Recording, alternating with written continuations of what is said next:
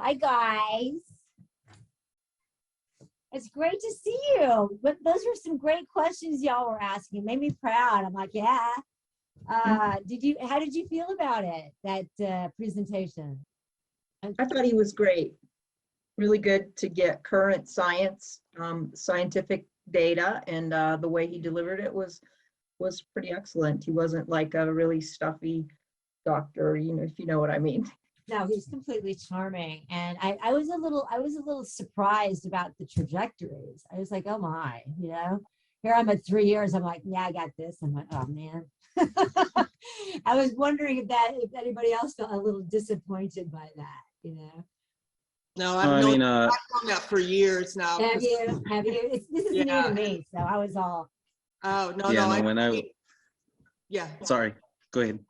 Go ahead. Go ahead. No, I know while I was in treatment, I found out that it took about 5 years to solidify recovery, and I was like, yeah, you surely don't get credit in recovery. So you gotta, amass the time. What was interesting for me is when he spoke about the basically regaining or sort of taking on skills and whatnot. I've had a theory that when I was involved with my drug of choice, I had a certain amount of energy and sort of intellectual bandwidth that I allocated towards securing that and making sure that I had that. And I didn't realize just how much of my energy was absorbed in that. So as I got sober, I realized it was almost as though I had this reserve of energy that could now be applied to other things where I decided to go back to school, and I noticed that my academic capabilities were a lot different than what I had perceived. My general ability in life to function was like, oh, I actually have a lot more than I thought I did. And I didn't realize it was because of so much of that processing power, so to speak, being absorbed in maintaining an addiction. So hearing that broken down in the clinical sense was actually quite nice.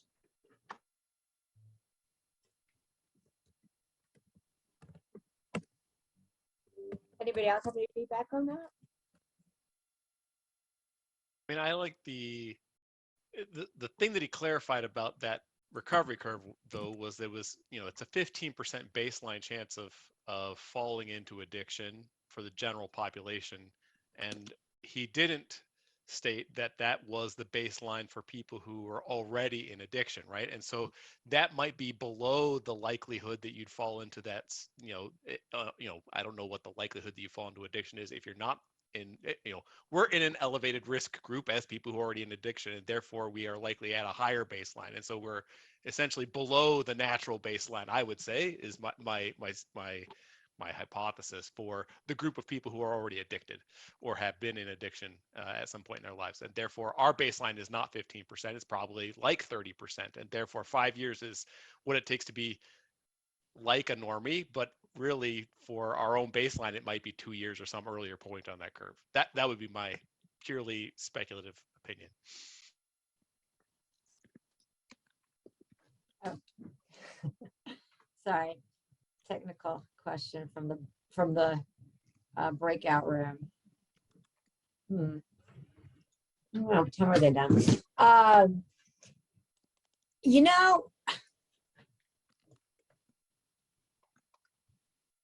I don't really have a topic to talk about. Does anybody have a topic they'd like to bring forward?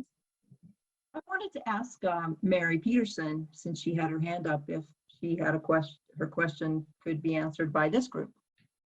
I don't know if she's on off video, but still on screen. MB, do you want to ask your question? She may have stepped away. She goes to one of my meetings. So anyway, that's all. I'll just take an opportunity to kind of piggyback off of Mike's comment, Joshua's comment. I would find it, the last year and a half I've worked as a counselor in an outpatient treatment setting. And so I'm working with clients specifically around that time where there was that dip. So like the 6-month period, and so much of the resources are spent distributing Joshua, I love that analogy and that theory a lot of the time that I'm spending one-on-one with clients is redistributing that energy reserve that was spent seeking out the drug of choice. And so in like an inpatient treatment setting, it's very intensive treatment, groups all day structure. In an outpatient setting, it's groups. The setting that I worked at, it was groups kind of at their own facility. They can come and go as they please. They just had to attend a certain amount of hours per week. And then from there, it's okay, let's redistribute that energy reserve to things like school or work or whatever that looked like for each individual. But I would be interested to see research that shows a breakdown of like different types of treatment, maybe different treatment modalities, and then also different lengths of treatment, right? Research over time has shown that the longer the treatment, the better. That people, their chances of sustaining abstinence are better with longer courses of treatment, with outpatient treatment following intensive inpatient treatment. So I'd be curious to see how the research breaks down those who maybe just find a mutual help organization right off the bat versus those who go the line of like inpatient treatment to outpatient treatment to mutual help organization, what those look like over time, and if that changes that trajectory of those 5 data points. Just a thought. No, I think it's quite interesting as well. I mean, I agree. During my time in treatment, it was incredibly structured. There were obviously groups of varying types, from groups that encourage movement, morning wake up and stuff like that, into actual more intensive groups that were sort of a mixture between substance abuse recovery and cognitive behavioral therapy and dialectical behavioral therapy. So there was a great variety at that time, even though it seemed like such a large portion of my life had kind of been removed.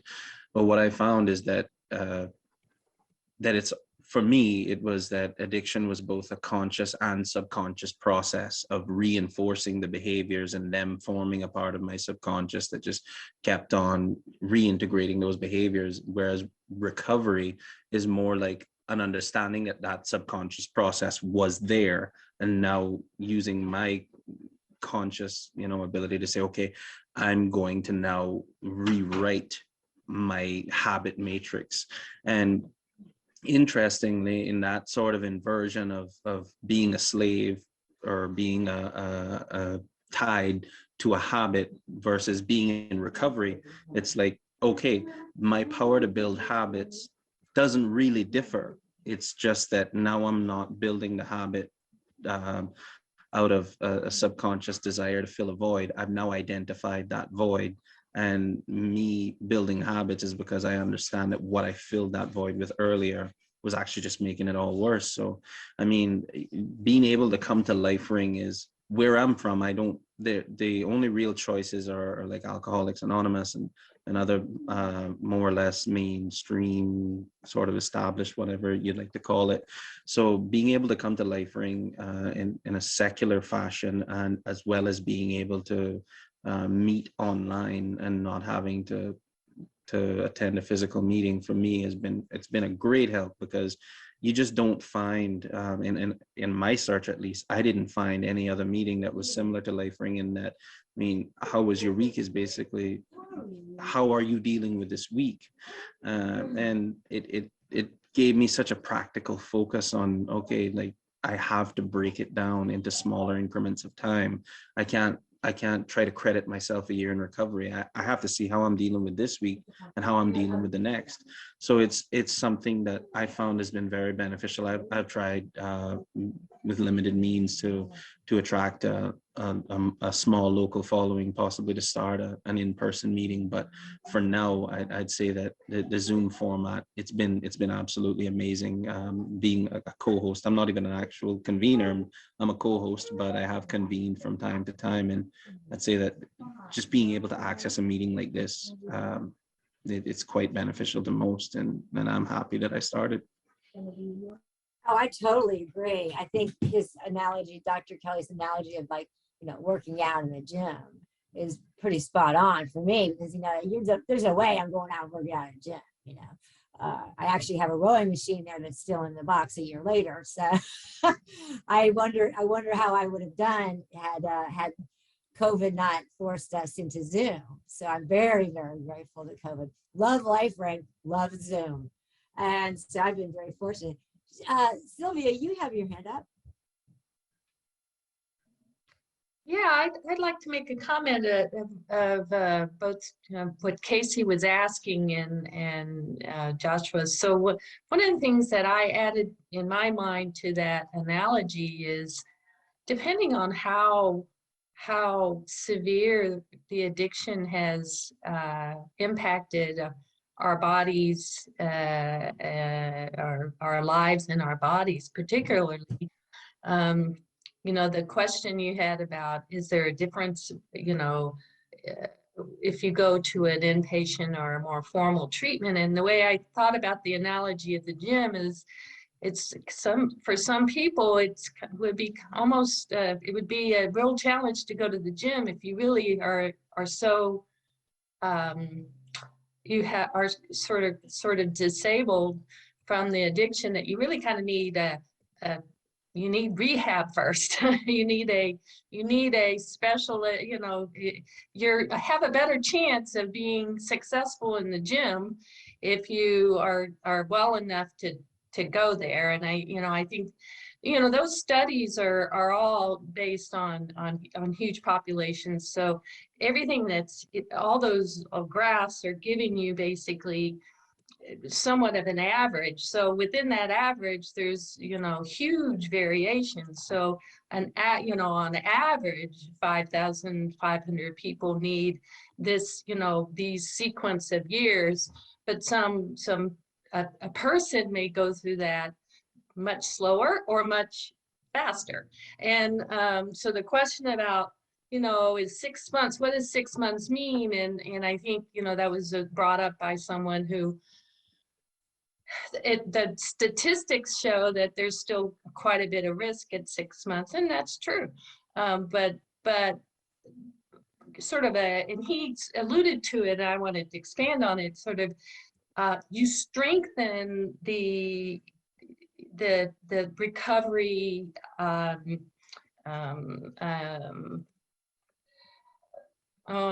not finding the right words, but people who start to co-convene or convene or get involved in more of a leadership way with LifeRing, that actually that strengthens the chance that you're not going to have a slip. You know, it doesn't take it away, but it adds to muscle memory. I like that, but you know, so I think 6 months is kind of there. It is grounded on some science that 6 months is if you've gotten through 6 months, there's a lot that your momentum is good, and so the more you go into sort of leaning more into that, your momentum increases. So anyway, I do think that, you know, it was a good question, but I think, you know, part of it is really how ill we are when we enter this process, and sometimes you really need a lot more help before you go to the gym. But the gym, the choices of your where you go are really important. I'm really glad he brought that up, because it's engagement and change, and whatever inspires us to do that, the more choices, the better. So that's what I was thinking.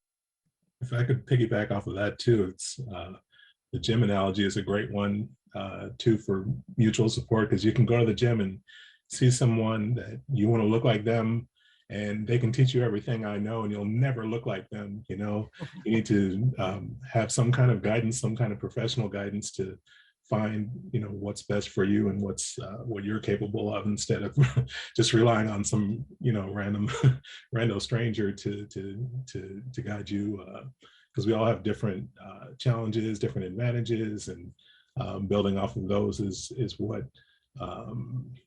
that's kind of what treatment does, in a sense, is help us evaluate what our assets are and what our goals are, and what's realistic, and working towards those. And then we come into LifeRing to get that mutual support, and that's our gym where we can, get support from other people, but we're not necessarily being led by those people. We're supporting each other and helping each other on our own individual journeys. Yeah. That's great. Yeah. Does anybody else have anything they want to contribute toward that? Lorraine gives you the big thumbs up, John. Yeah, I could add to that. I think also piggybacking on that is the idea that if I was going to be big and strong, that happened 50 years ago. But I still get benefit from, going for a daily walk, doing some physical therapy and lifting weights. I play the guitar. If I was going to be good at that, that would have happened 50 years ago too, but it's satisfying to me. I'm still in the game. I'm in my 70s and I can still go take a walk. I can still lift a heavy box up onto a shelf. It's not just maintaining or, pushing age away or anything, but it's the idea of taking satisfaction, not necessarily joy, but satisfaction in doing something for myself that I can do while still admiring people who are extremely good at something. That's it. Oh, that's great, Bruce.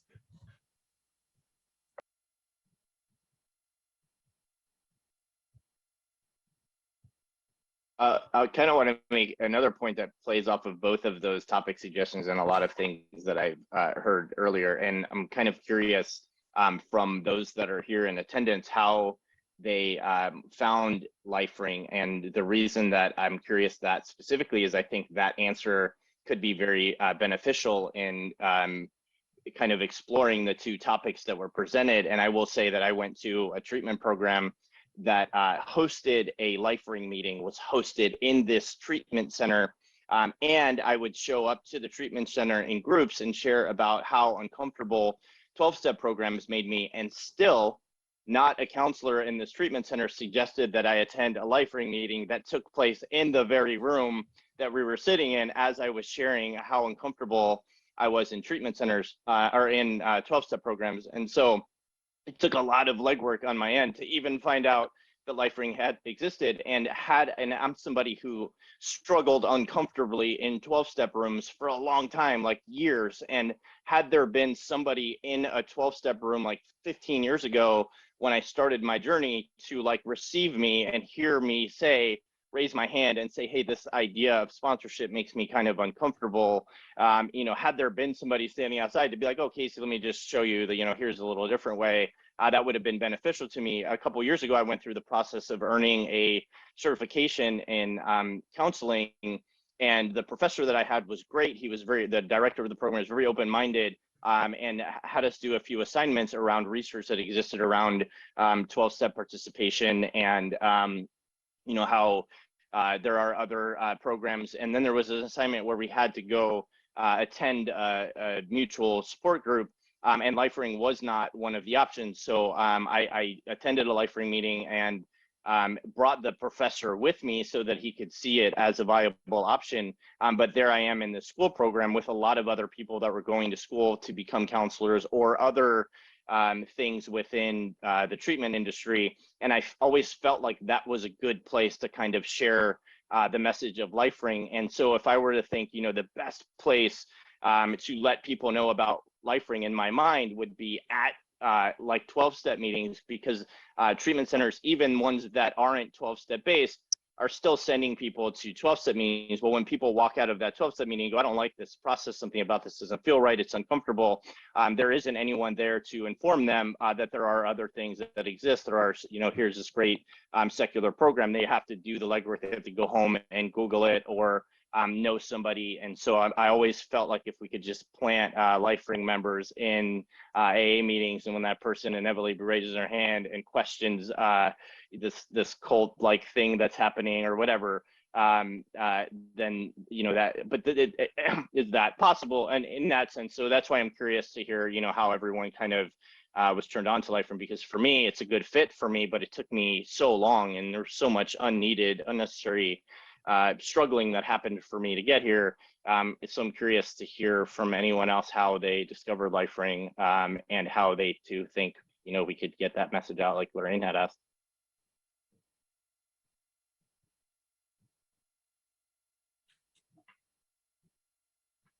Yeah, I found it through Google. I was just looking for something that was secular. I'd managed to survive a few months of 12-step, but I realized that the manner of speaking wasn't necessarily healthy to my mental health. So I looked for something that was secular on Google, and I found LifeRing, and I haven't turned back. You need to go to where the big books are published and insert like a LifeRing flyer into like the page of like letter People to did Dr. that. Bob. People did that in libraries. Oh, is that right? Oh, that's awesome. But I was thinking Casey's like, you know, going to meetings and slipping the pamphlet, you know. You know? I mean, I hear I'm you, not sure man. if SAMHSA, I think that's it. I was just looking at it here. I'm not sure if the Substance Abuse and Mental Health Services Administration could potentially play any role in disseminating information to treatment centers about LifeRing. I found that AA was well established because of the volume of literature and other sort of, I wouldn't want to say promotional materials, but for lack of a better word, promotional materials. I'm Sure. not sure if it's a matter of communication and dissemination. It's interesting you would mention that, Joshua, because Mike M., who's here today, and a group of the Fundraising, Marketing, and Communications Committee are working on a possible grant with the Substance Abuse and Mental Health Services Administration. But they have not really been, as of yet, receptive to LifeRing in the sense that most of their grant offerings are based on recovery community organizations that are actually monitoring people who come in and what they get and how they do. Whereas we're anonymous, we don't keep track of who specifically comes to our meetings. So we're trying to work on a way to get some funds from them, because that would certainly help us get the message out in a broader way. I'll add that Awesome. SAMHSA's been a good ally for the multiple pathways model, and they've supported not only LifeRing but other secular orgs, not so much explicitly, but they do call out the need for diverse pathways and diverse sets of resources available for people who are seeking recovery.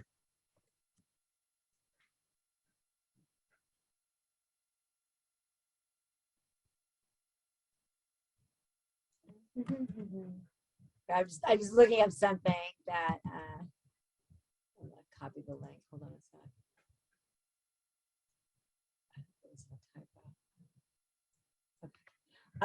But we just had something come from the PAL-2 study, or sorry, PAL-1 study that was conducted in 2018, which included LifeRing and SMART and Women for Sobriety.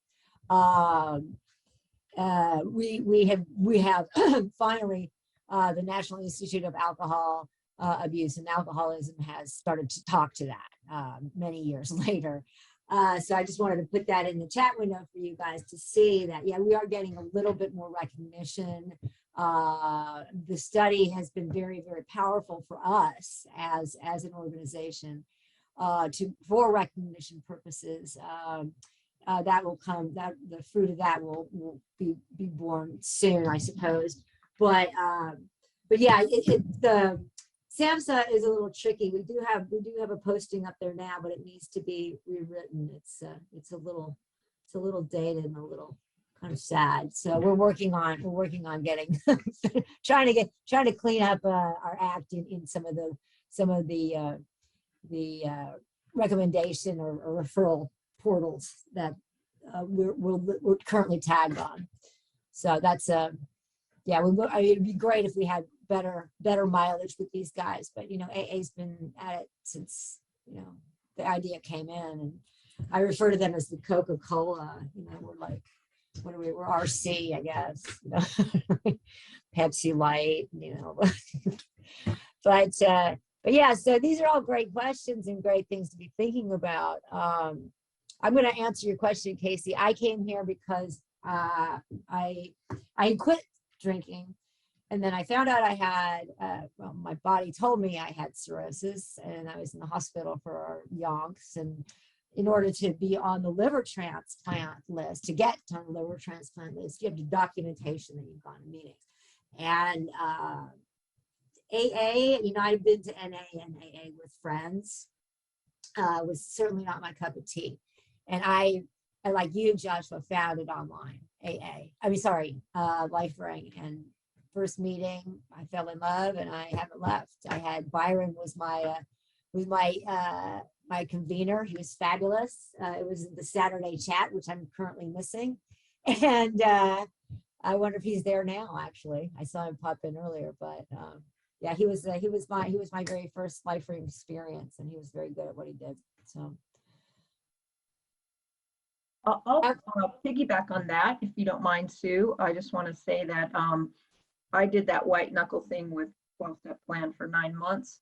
And then I went to, I think it was the recovery rally here in Denver. And I met Kathleen there, who's on the call off video, but I learned about LifeRing from that. And I wasn't initially responsive to it because I got a DUI after that, but I was only able to maintain long-term recovery by using LifeRing as opposed to the other models that I tried. I tried Women for Sobriety also. And they have 13 steps or 13 statements. So they added one to the 12. And so that one didn't work for me either. But I'd love to hear from other people too. I think Raymond and Casey asked that question, like, how did people hear about LifeRing? I did kind of the traditional old school 3 years of white knuckling it, torture, and trying to fake it till I made it, and I never made it. And that pushed everything and made it worse. And it, you know, I put that on myself, as we do, and blame myself, and you know, because that's what, if you're not, you must not be ready. All that, you know, those tapes and all the jargon kept playing in my head, and I stayed out for decades. Until finally it just got bad enough where I just decided, you know, I'll do this 12-step thing, whatever I have to do, you know, it's going to be better. It's the demon that I know. And when I went to treatment, the first thing that they offered was like, okay, here are a bunch of different, here's your treatment plan, but here are a bunch of different support orgs that you can do afterwards. And LifeRing was one of them, SMART was one of them. And I tried them all, and I was very, very lucky to have that. And this was over 13 years ago, and LifeRing was just the one that most stuck with me. But I'm working a lot in the public sector now, and working with, you know, new people in the industry, and there's just a lot more exposure today, especially with the recovery coach model that's taking off, and with a lot more clinicians that are coming out that are much more informed than they were, you know, even 5-10 years ago. So I think it's a much more informed community, and people are much better at, let's do the right thing for the consumer, as opposed to let me try and replicate what worked for me. So it's the whole landscape is changing in the positive, I think.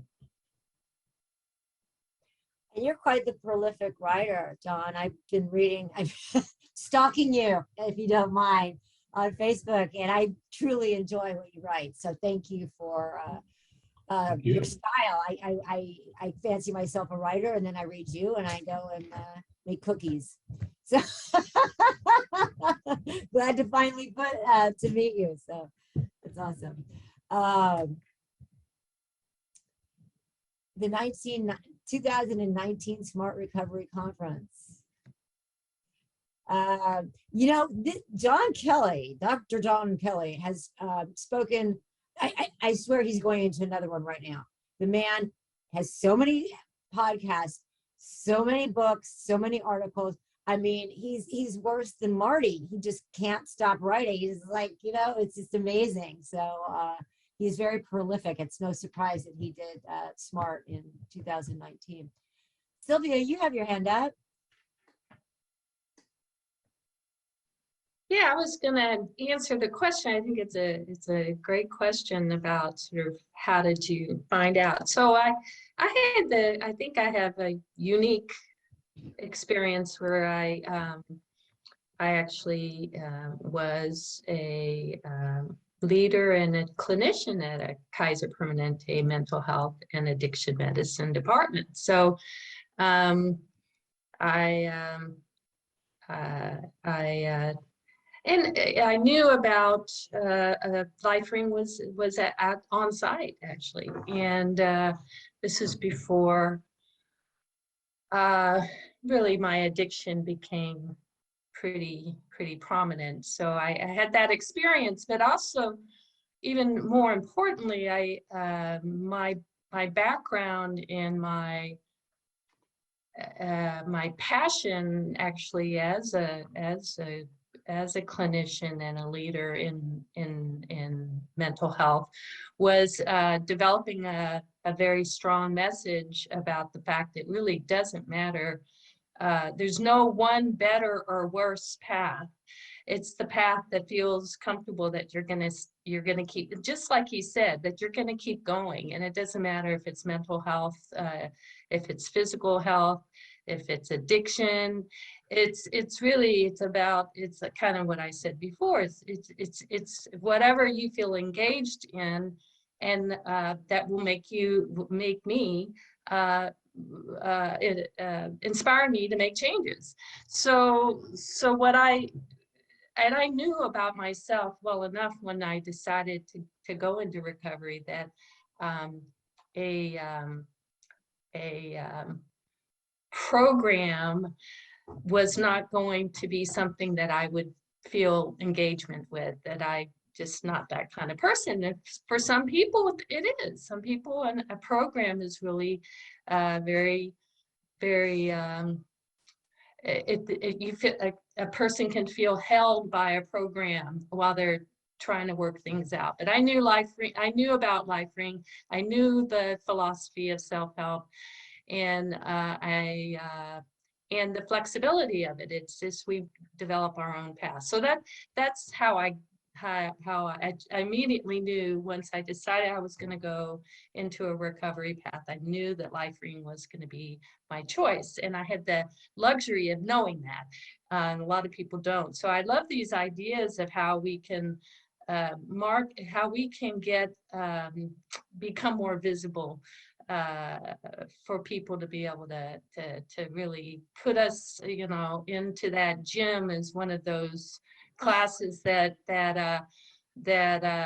people are gonna say, hey, I'm interested in checking out that class. So you know, it's great to know there's a whole marketing and communications, Mike, that you're doing that. So you know, and I'll be happy to be engaged with that. I think there's some real opportunity for yeah, the Zumba That's what I was support. gonna say. Yeah. So, you know,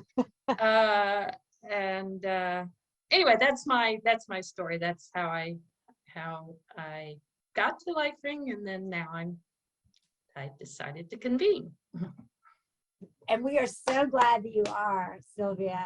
And Sylvia's actually done, if you don't mind me saying, she's actually led a computer salon for us on how to handle stressful situations in your meetings, and it was very fruitful for everyone in attendance. And I took notes and sent it out to everybody. So she's impacted a lot of the ways that some of us conveners are now responding to these situations. So thank you, Sylvia. Thank you, Sue.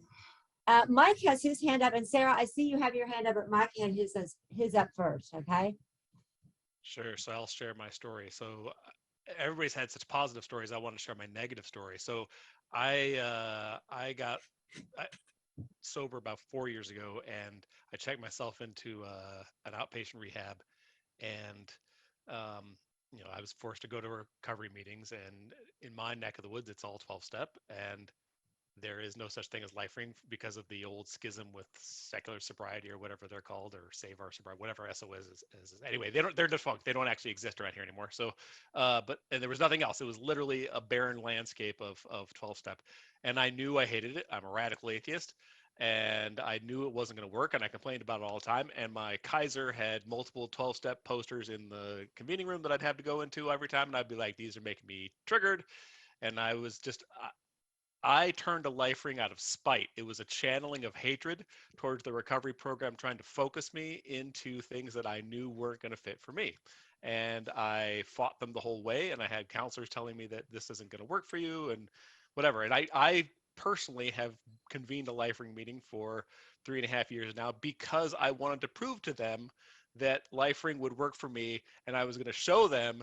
And that is the reason that I am still sober, not because of me, but because they're jerks and they made me do things I didn't want to. And so I am the Darth Vader of recovery stories, and I will channel that for as long as I can. So I actually, when I read Marty's Empowering Your Sober Self, I'm like, he felt the same way. He was so angry at being forced into something that didn't work for him that he was just like, I'm going to form a recovery support organization that's going to work for me. And I felt the exact same way. So I started my own meeting there in person, and then eventually, mostly I was just sitting in my own room. But that was the story that I had to deal is just a pure hatred, just spite of being pushed into things that didn't work. And I'm just like, that is 100% not what a recovery organization should be. So I wanted one that was going to let people be their own recovery coach, be their own direction, right? The self-direction is the only thing that appeals to me. Is like, if anybody tries to tell me what to do, I'm always going to reject it anyway. So that's the only thing that works. So thank you. love I that, agree Mike. there. Josh, I'm going to stop you. I'm sorry because Sarah had her hand up first, but we'll Oh, I'll apologies. circle right back to you. Okay, Sarah. No problem. And Josh, I'll be brief. Just wanted to, for my 2 cents as not a convener, but just a lifelong now, forever member of LifeRing, I found out at my rehab center, even though they, of course, presented 12-step, I fortunately spoke up and said, I need something not God-centric, and I also just need some, I use the term free thinkers without even knowing what that might have meant going forward. But as soon as I participated or logged into a LifeRing meeting, and I've done others, secular AA and all that jazz, but it's still kind of background 12-steppy, and that just doesn't work for me. Anyhow, found you guys and it stuck, and you guys helped me immensely. All my conveners that are here, thank you. And oh, sorry for the barking dog. Thank you for all you do. Thank you. Joshua, I'm sorry to cut you off. Oh, no worries. That's fine. Jumped ahead there. But no, it was kind of piggybacking on what both Sarah and Mike said. For me, it was I kind of saw the other programs as beating the hell out of your recovering self versus LifeRing being empowering your sober self. And that was the big thing for me, is like, I felt more liberated knowing that I'm working on improving the part of myself that's capable of handling this journey, rather than, potentially just relinquishing everything. So that's one of the biggest things that turned me on to LifeRing, was the fact that, it's about improving you as opposed to being self-critical. So just the thought process and internal dialogue that's encouraged, I thought was really positive, and I still do. Awesome. Bruce, I'm curious if you'd be willing to share.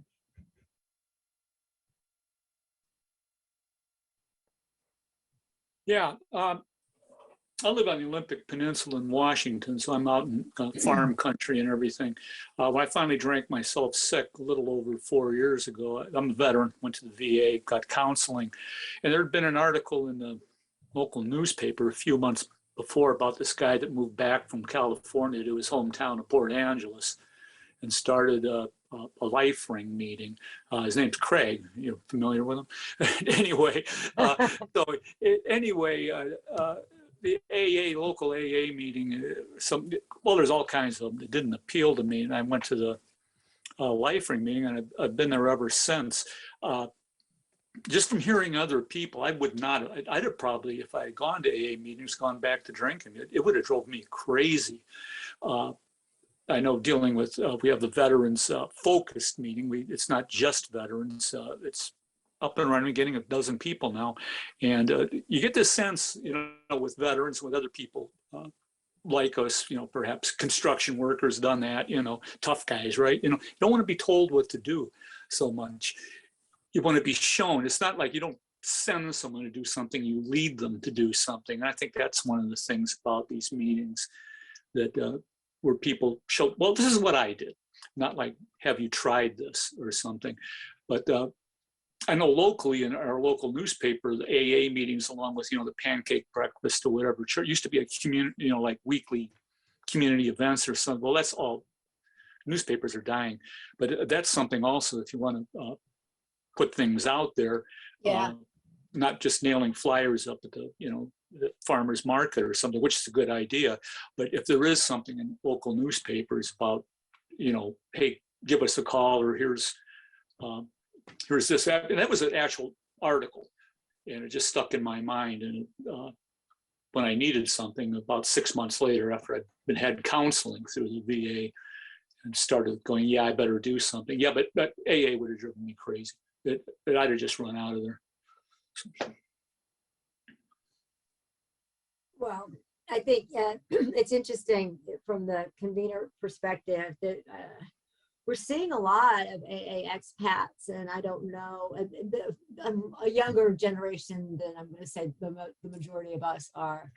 And I think that that it's interesting that although AA has, or Alcoholics Anonymous has secular options, that people are branching out from that. They still have a lot of, you still have the connection, but I'm seeing like they're just moving away from that. I'm wondering what's causing that, because AA has such a strong hold on its people. Like Lifering does. We have a very tight community. We're very raw Lifering. Certainly embracing it as one of our pathways. And I'm just wondering if anybody, something like that, if anybody has any idea, if anybody knows of anything that's been going on lately that might have caused this migration. Sue, I'll say this. I've said this to you before in an email, that when I attended my first Lifering meeting in that treatment center, and there were 4 attendees there, it was in a treatment center. All of the attendees were probably someone who would identify with like a clinical diagnosis of substance use disorder. We were in a treatment center, so that was likely. Not long after that, and the pandemic hit, and everything shifted online. And now I show up to a Lifering meeting and there's 50 people, and half of them have their video turned off and are just listening.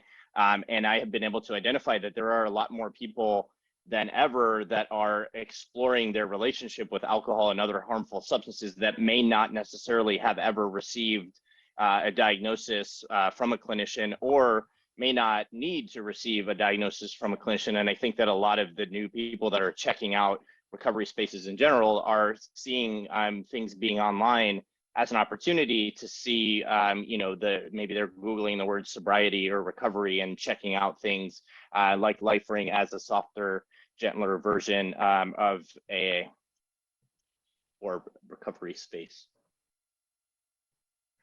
Okay, so you're always there with the great observations and experience. Thank you. You are a touchstone for me, my friend. I appreciate.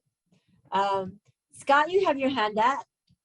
Yeah, I just want to introduce myself to the group. This is my first exposure to Lifering. So I am a former AA member. I left the program actually during a relapse last week, and just threw my hands up and said, I keep fighting this thing. I don't like it. Something about it just isn't vibing with me. Cultish comes to mind to me. It's hard to put it in words, and I've tried to explain it to my family because I've been in AA since November, and I've had 6 relapses. Mm-hmm. And part of it, I think, is due to the pressure that I feel within the program to do certain things, or to try to accept certain wordings or positionings about what I am and what my problem is, and this is exactly what you need to do. And I don't know. It just felt, and the religious side of it is not really for me either. So I wanted to come to LifeRing and just see what you guys are all about. And I haven't been to a LifeRing meeting yet. This is my first one. Go big. We're glad to have you, John. Yeah, Scott. so Awesome. just saying hello. Welcome. Thank you. You are among friends, I'll tell you that. Josh, you have your hand up. Hi. And I'm also eating, sorry. So I just wanted to share, like, so my story is a little bit unique in that it grew really quickly. In July of last year, I went to inpatient treatment where there was no alternative to 12-step programs in rural Upper Peninsula of Northern Michigan. Like we're last exit before Canada. And so there's nothing out here, right? But there was also nothing going on in the community because we were still in the middle of the pandemic or at the tail end of it or what have you. And we had a recovery coach that came in once a week and talked about refuge recovery, which gave me the idea that if there's one other thing, there must be maybe as many as 2 other things besides a 12-step program.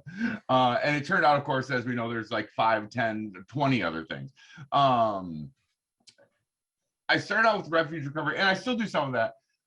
And then just sort of as a fluke, one of our counselors just printed out a list and said, listen, these are the other things. This is what you asked about. These are the other things that I was able to find in 20 minutes on the computer. I liked Smart Recovery, looked good on paper. It turns out it was too complicated for the setting we were in.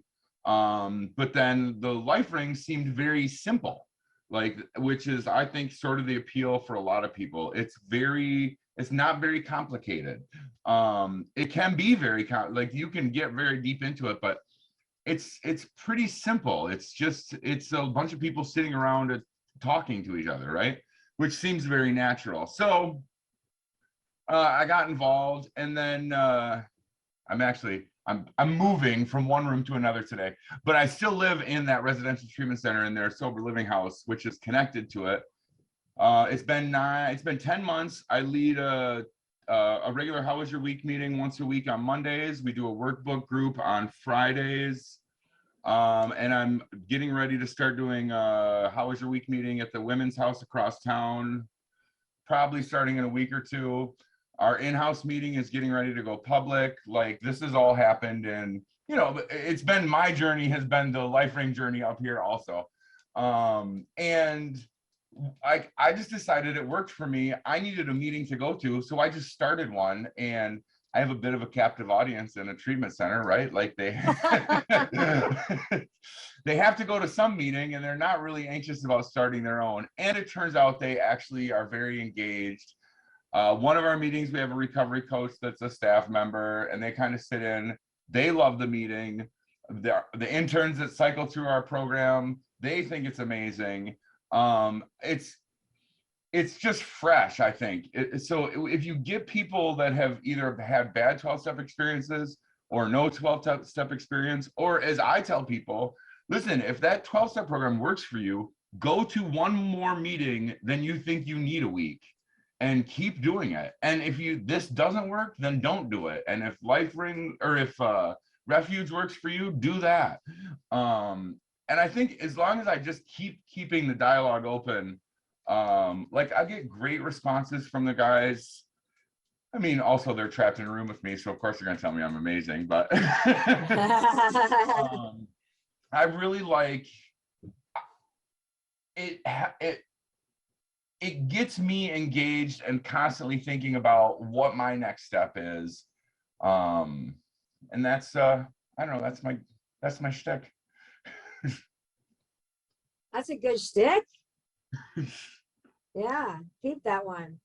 I think I talked to you about maybe talking to nice to meet you. Who else has something they'd like to contribute today?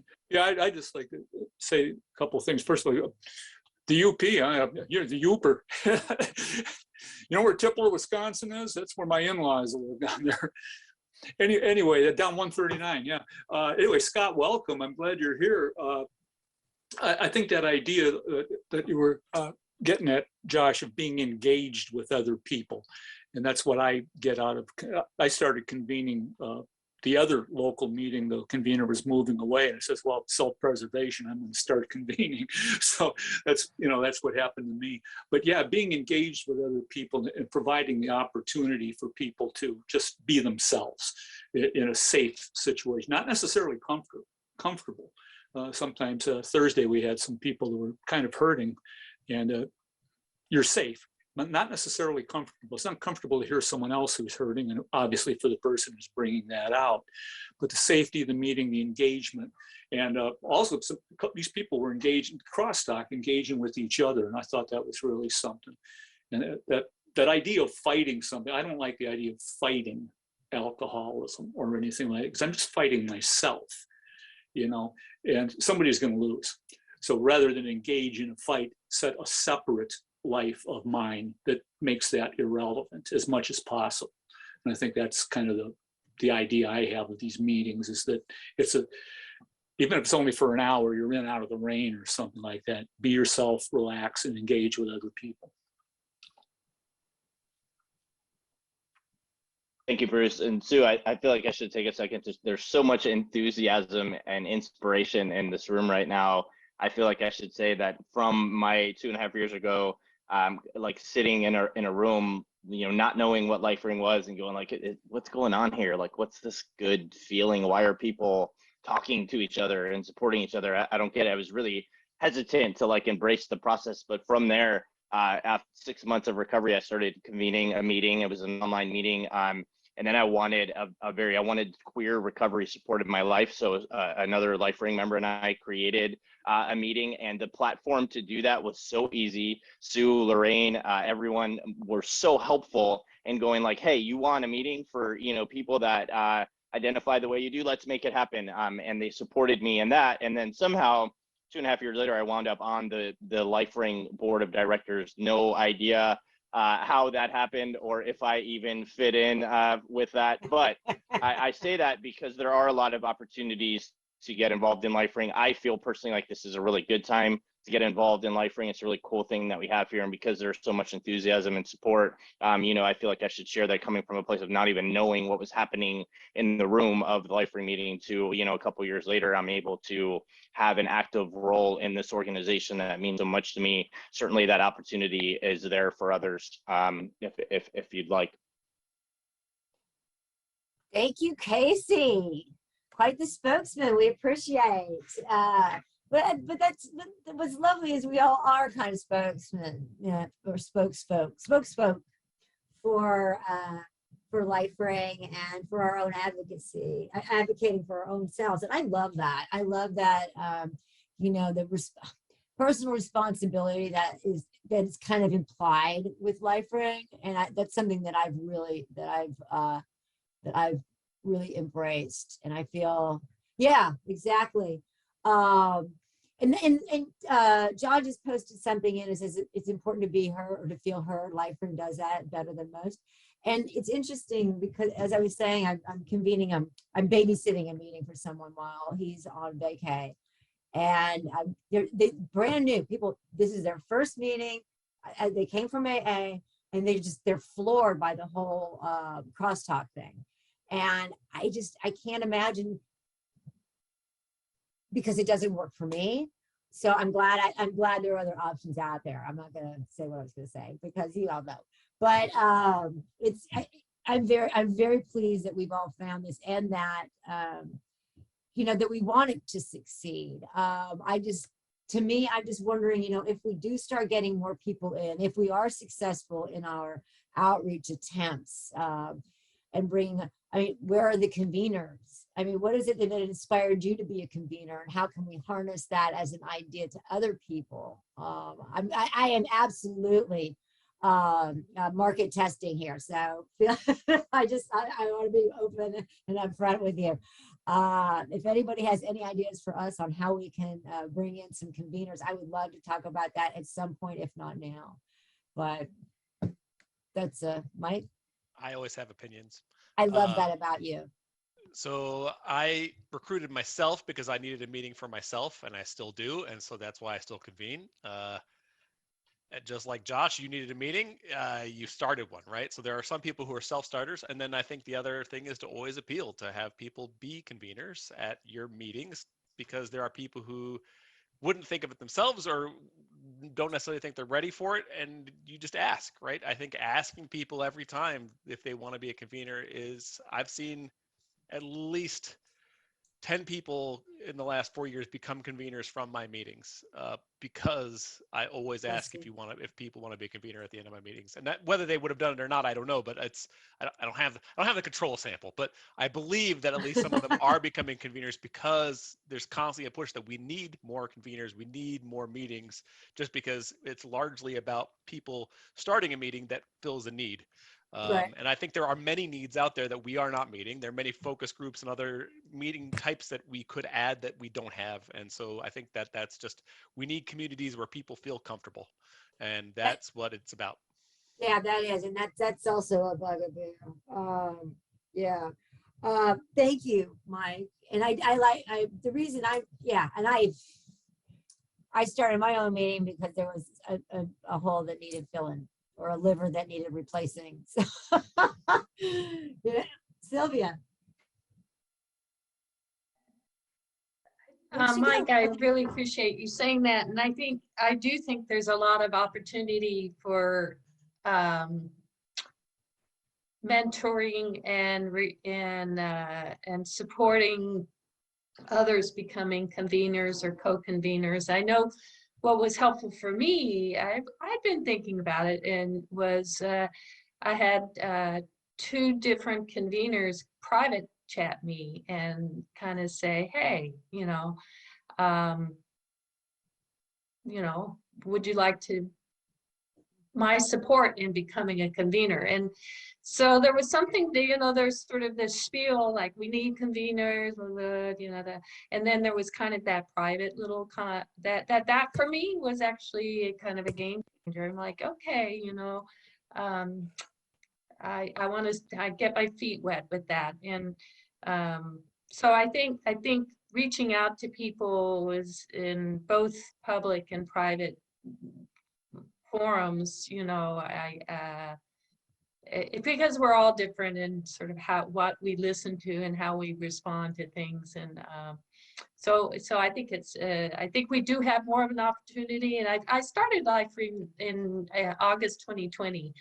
I have had 2 stumbles. I like that new word. Because I didn't break anything slipping, but I stumbled a couple times, and now I'm 7 months in from my last stumble. Thank you, Marco. But I sort of had heard that, but it was that little personal touch that actually made a little bit of a difference for me. So that's just my story, and I think that's something I'm starting to do a little bit of that process now that I've started to convene in little baby step ways. So.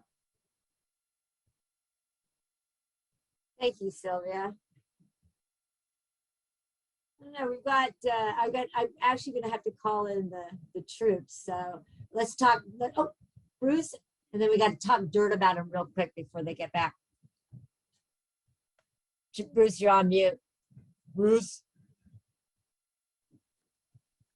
I'm used to talking all the time in my meetings. Anyway, I'm a motor mouth, Anyway, about 4 weeks ago, I was approached by an attendee at my meeting. How do I become a convener? So I've had him convening the meetings. He's gonna have his own meeting. His name's Adam. You'll see him. He's a really nice young man, and he's really good. And I found it was kind of cool, to just let him open the meeting, and I'd just hang back, and I wouldn't do anything until the last 15 minutes, make some announcements, and then share myself, and let him run things going along. And I'd be more than happy to do that. And what would you call it? I called him an apprentice rather than a trainee, because I'm actually a journeyman millwright. I went through an apprenticeship. But yeah, I would be, and I know some other people to more formally be available for that.